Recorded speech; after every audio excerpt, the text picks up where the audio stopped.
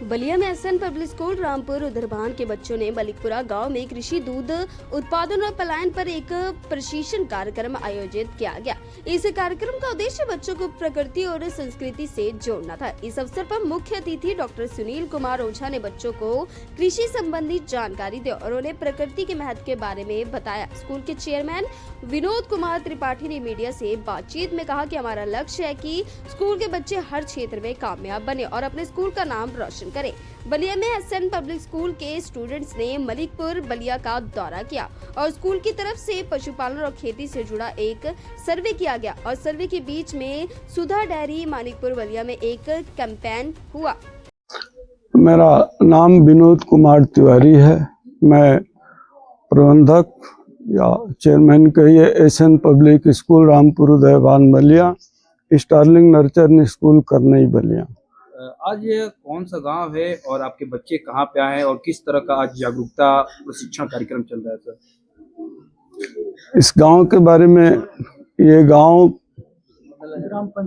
ग्राम पंचायत बिलहरी है और हमारे बच्चे कृषि से संबंधित कार्यों में किसानों के लिए क्या कुछ कहा जा सकता है या डेयरी से संबंधित या मुर्गी पालन से संबंधित या खेती से संबंधित कैसे किसानों को जागरूक किया जाए, कैसे उनके इच्छा शक्ति को बढ़ाया जाए, कैसे उनको खेती के कार्यों में लगाया जाए, उसी के लिए आज हमारे विद्यालय परिवार की तरफ से इस गोष्ठी का आयोजन किया गया है, जिसमें तमाम ग्रामवासी लोगों का आगमन हुआ है।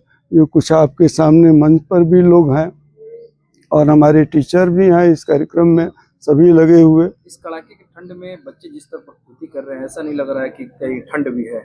उसको लेकर क्या कहेंगे सर? अगर मन में उत्साह हो तो सारे ठंड या सारी चीजें साइड हो जाती हैं, बशर्ते कि व्यक्ति की इच्छा शक्ति के आगे उड़ान जो है हौसले से होती है, उड़ान पंखों से नहीं होती।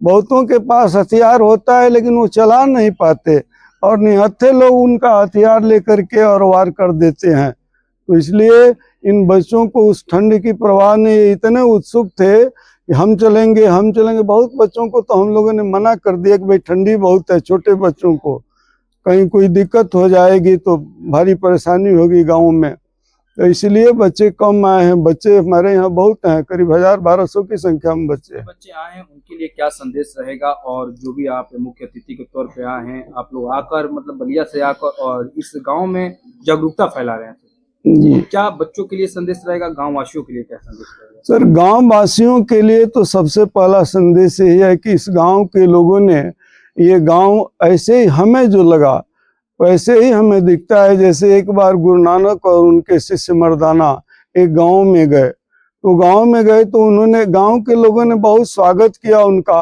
दूसरे गांव में गए तो गांव के लोगों ने पूछा तक नहीं। तो जब गांव के बाहर निकले गुरु नानक तो कहे कि गांव के उस गांव के लोग उस गांव में ही बने रहे जहां कोई हमारा स्वागत सत्कार नहीं हुआ।